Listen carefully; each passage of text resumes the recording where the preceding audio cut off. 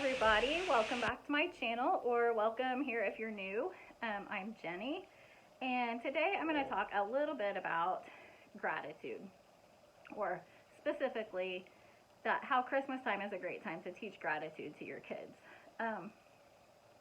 There are just so many extra opportunities at Christmas to teach kids to be thankful and grateful for what others do, and just to appreciate other people and who they are and what they have to offer. And I know we all think about Thanksgiving as being, the time to remember to be thankful and to take time to give thanks. And I love it, when families go around the table and tell something that they're thankful for. My family doesn't do that, which is fine, no judgment if you don't. Like I said, mine doesn't, but it's just, I feel like Christmas is just, there are just so many more opportunities during the Christmas season for kids to learn to be grateful.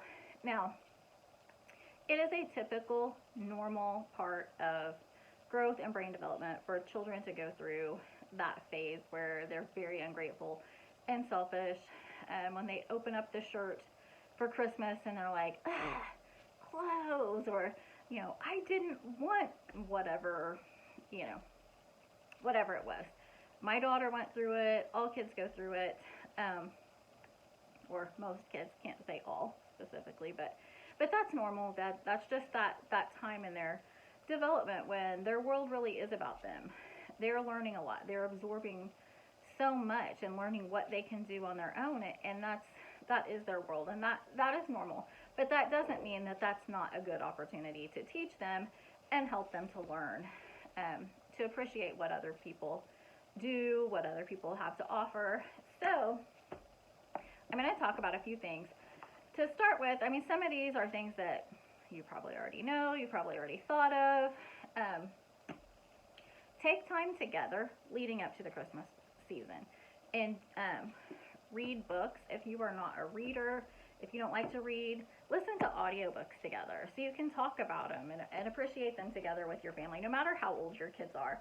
If they're teens, share a book, read a book, recommend it to them, have them read the book, and then you can discuss it. If they're younger, read it to them. Even on up through, 4th grade, you can still read to your kids, or older. But I don't have, so my favorite book about teaching gratitude for younger kids, I don't think I actually have it here in my collection at my house. But it's a Berenstain Bears book, and I think it's called The Joy of Giving. There are several Christmas Berenstain Bears books, but I think that's the one that I really like for this. I'm sure that there are so many other books, but I'm just going to narrow it down to a few. So, a little bit older, and these are more girly. I apologize. I had a daughter, so those are the books that we have.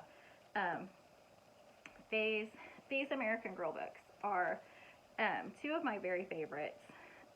They're part of the American Girl Historical Collection, and this one is called Addie's Surprise, and it's the Christmas story in Addie's book.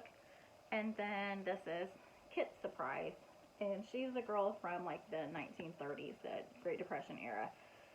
So both of those are really, really good ones for teaching gratitude. All the American Girl holiday collection, I love all of them.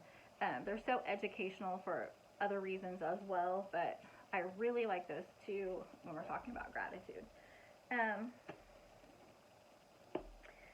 As they get older, this is something that you can read stories together as a family. They're short if you don't have lots of time, when everybody's sitting around on their phone, say, hey, listen to this story or whatever. It's just a nice way. But it's just a chicken soup book. This one's It's Christmas.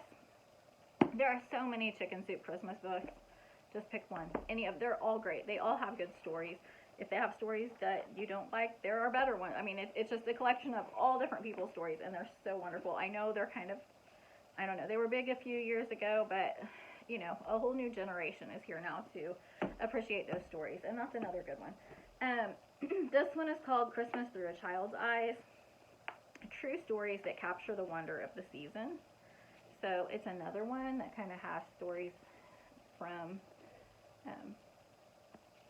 historical, but they're not necessarily fiction. They're collections of people's personal Christmas stories. So I really really like those around Christmas time that just kind of gets you in that mindset to be thankful that things aren't always great.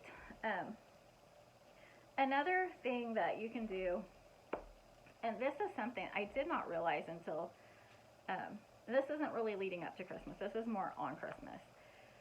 But at my husband's family, when we got married, and maybe your family already does this, my family didn't. At our house, when we opened gifts, whether it be at our house or at either one of my grandparents' houses, it was a free-for-all. When it was present opening time, everybody just tore into them. The paper went flying, and it was over in seconds. And it was just, then we picked up paper, tried not to throw things away, and we loved it. I mean, it was the excitement, and, when you're a kid, your presents are great. They're exciting. But my husband's family, they made it last, and it wasn't all about having lots of things. It was, each kid got a gift from their grandparents. They got a gift from each set of aunts and uncles. And so each kid had 3, maybe 4 presents to open at their family Christmas, which is plenty. They really don't need more than that. And but they opened gifts, youngest to oldest. And everybody watched, and everybody appreciated what other people chose to give those kids. And so that is the perfect opportunity. When they open their gifts, you can say, oh my gosh, we can do that puzzle together. Oh, I don't know how to play that game. We'll get to learn how to play something new. Or, that's your favorite color. Now you have a hoodie in your favorite color. Whatever it is that they open. Say positive things about it. Say positive things about the giver. Like, wow, I didn't know she knew your room was decorated in unicorns, or whatever.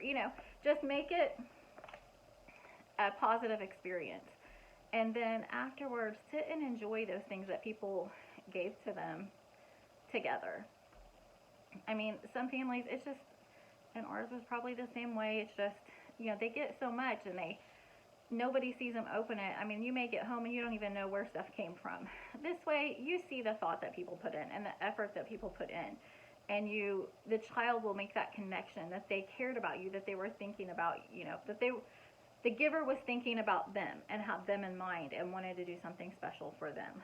So even if it wasn't what they wanted or on their list, they learn to appreciate it and to savor that experience, not of just receiving the gift, but of someone else's effort and how someone else cared and thought and showed their love through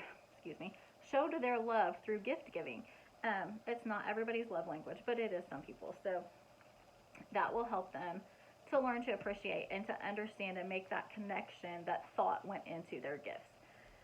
The next thing, and again, no judgment, because we all love to give our kids things they want. We all love to make their wishes come true. It is, it's so cool on Christmas morning to see your kids be, so surprised and so happy that they got these things on their Christmas list.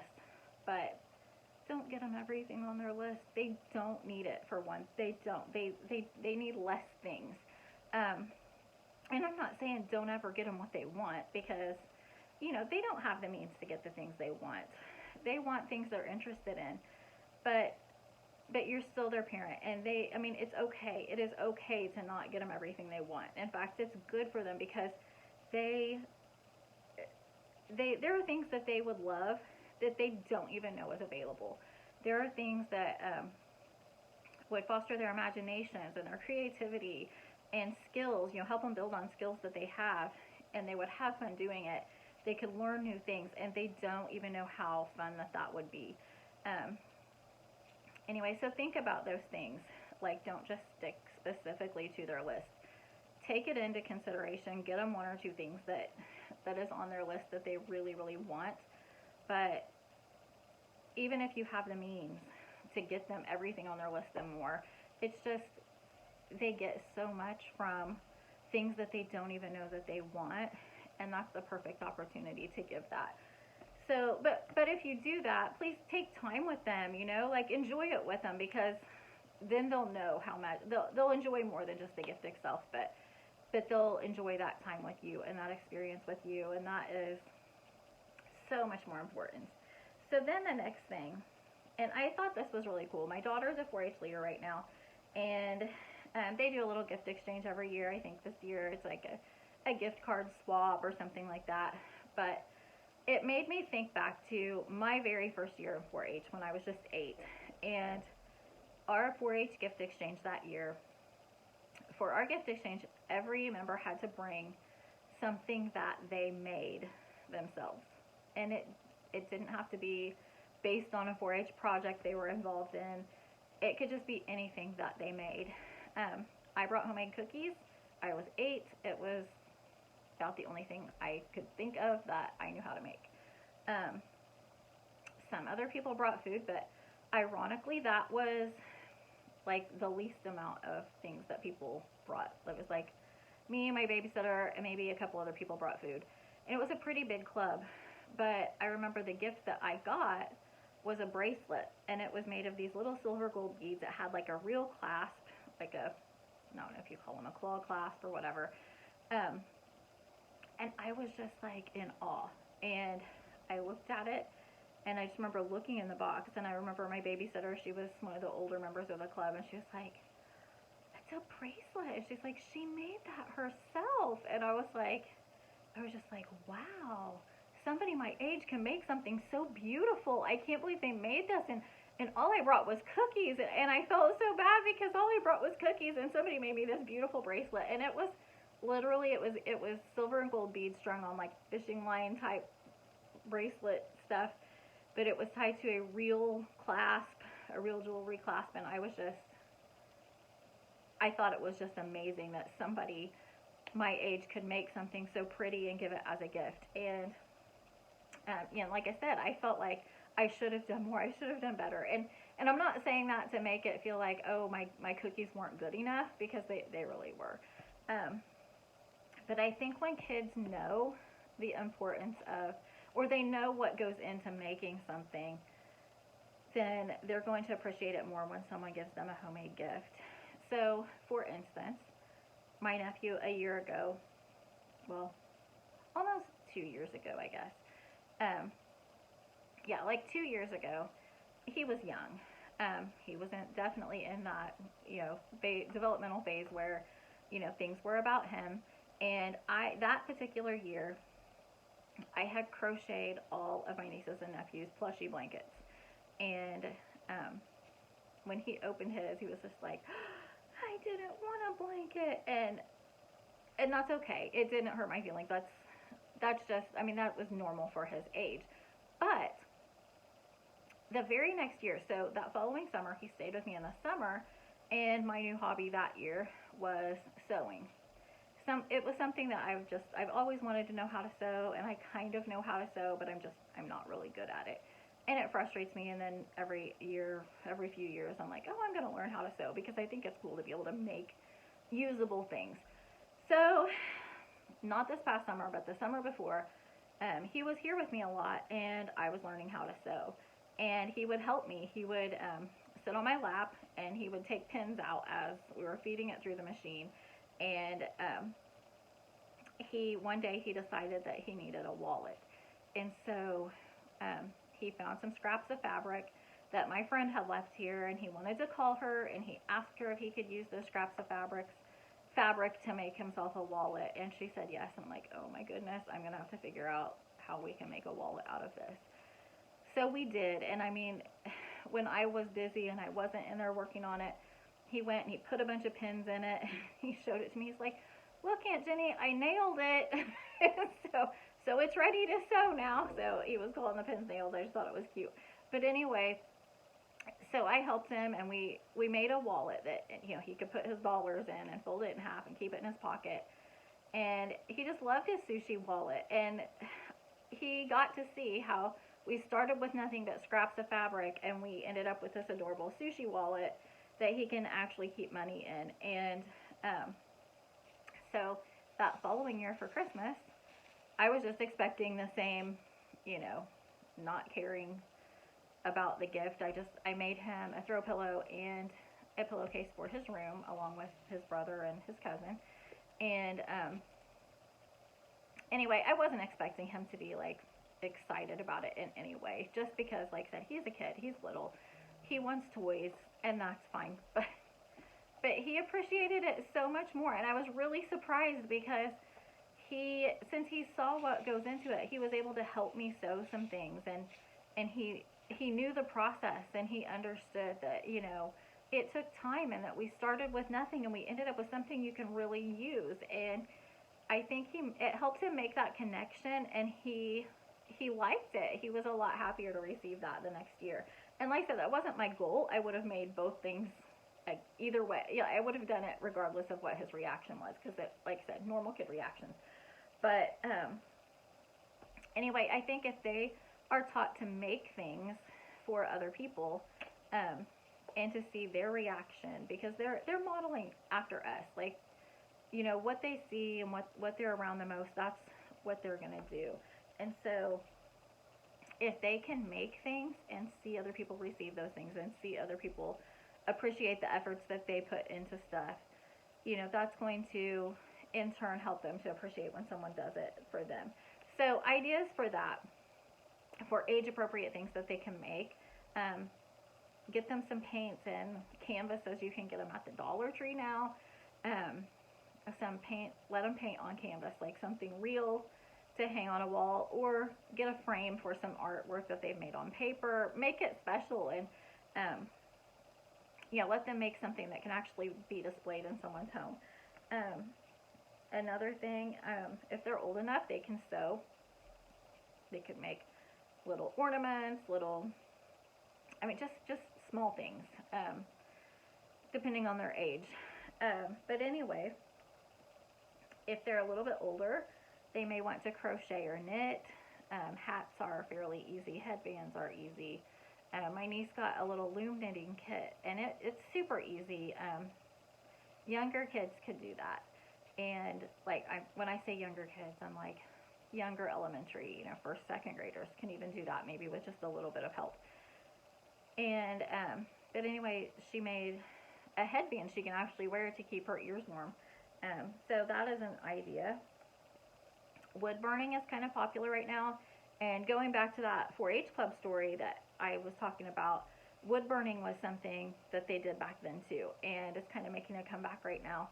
My sister-in-law last year made, for some of the nieces and nephews, she made my nephew a little toolbox with his name on it. And then she made my niece a jewelry box, I believe. And she's very artistic, and it was just beautiful. So that is something, if they're old enough to do that, like, you know, some of the older boys and girls might enjoy doing some wood burning crafts. Jewelry making, like I talked about before, there are so many different, you know, there's beads, there's, girls make those rubber band bracelets now to trade with their friends. Earrings are a big craft. You can make them with the little air dry clay. Anyway, leather crafting, something I don't know anything at all about, but I do know that at the 4-H Christmas party, you know, 30 years ago or more, 35 years ago, that was one of the types of crafts that people made for the gift exchange. Scrapbooking. I know a few years ago scrapbooking was big. It's not as much now, but even just like a photo book, if you would help them design like a photo book that they print, like you can order them online. It may not be handmade, but it's still like designed by them, and photos chosen by them, and captions put in by them.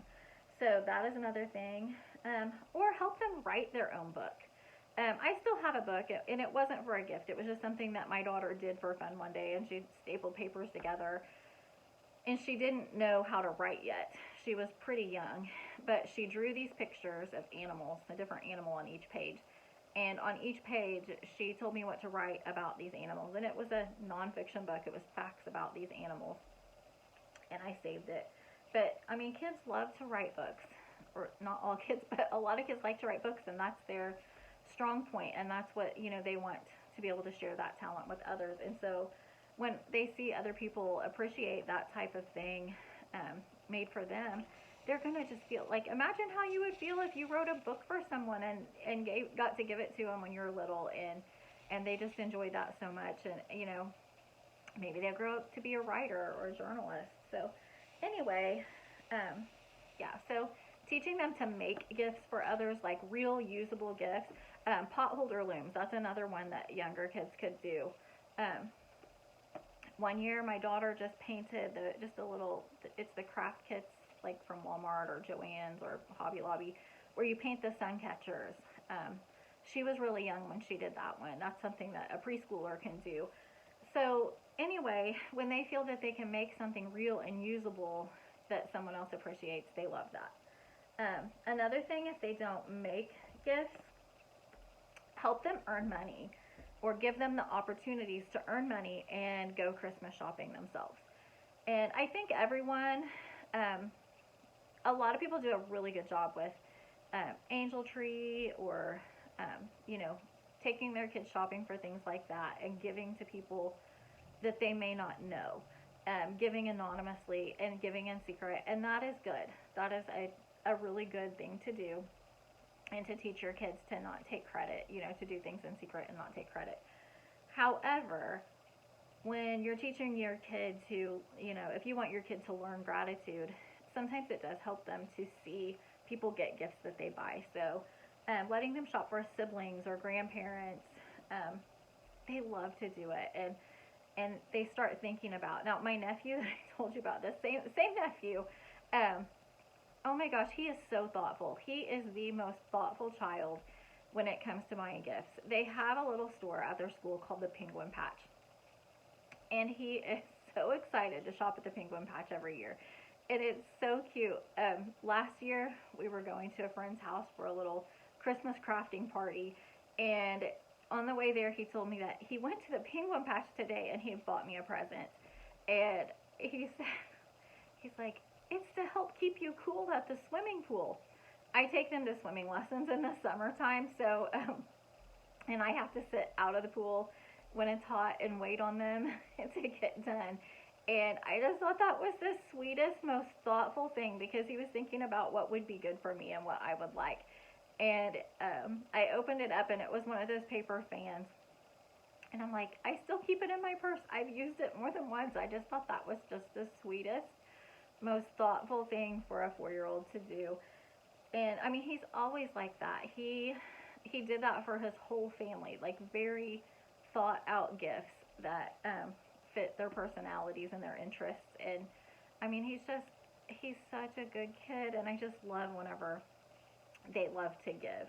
And it helps them to be more grateful receivers as well. So the other thing, this comes after Christmas, but helping them to take care of things, help them to keep their room organized, help them to, you know, pick up their game after they play it, pick up their puzzle when they're finished with it, so that pieces don't get lost. If they're taking care of it and not losing the pieces and it's not getting broken, you know, give them a place to keep it, and just help them to take care of their things and appreciate that, you know, someone spent money on that for them. Somebody, you know, wants them to be able to use it, to enjoy it, and, you know, just help them to take care of it and learn the importance of taking care of things, and so that they do get their value out of them. And then the other thing, and again, no judgment, I have never done this with my child before, and that is have them write thank you notes. It is a wonderful way to help practice writing skills for all ages, because, I mean, thank you notes just, you know, they get, the writing gets better as they get older. But it just, you know, helps them to take time and think and give back and show their appreciation for stuff. So again, all of this mostly is, you know, modeling the good that you want them to do, which we all know, but just helpful reminders. I know in the holiday season it gets chaotic. Again, I haven't done all of these things. Some of these things I didn't even think of until I was writing this list, but I have seen instances where these things have made a big impact. So I just kind of wanted to share a few of them with you, just because this is the perfect time for those things to happen. So anyway, if you have any good ideas for books that teach gratitude, other good ideas for teaching gratitude. I would love to hear your comments and just experiences that you've had. Anyway, drop them in the comments, hit like, subscribe for more.